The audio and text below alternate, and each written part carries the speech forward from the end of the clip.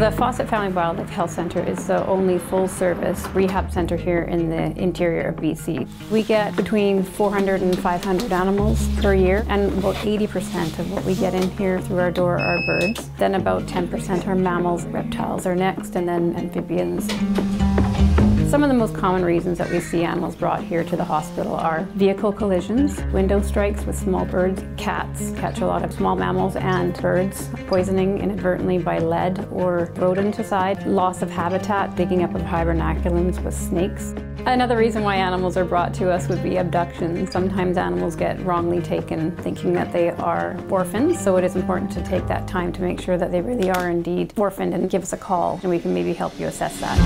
A lot of times with animals, the first things we'll do is pain control if it's a traumatic injury. Along with that is also rehydrating the animal. Often they're very dehydrated when they come in, and then refeeding. Once they've come through the door here, about 60% will survive, which is not bad, but certainly we would like to see that higher. We're fighting an uphill battle when we do have them come through the door. They're very, very ill, so we do our best.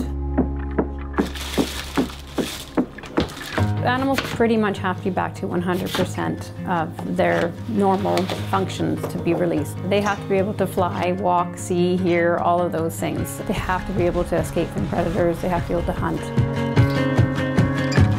When an animal has made it through the rehabilitation process and it's ready to go, we try as much as possible to release them as close to where they were found. Very specific features on that landscape that are essential to them that we want to make sure they can find their way back to.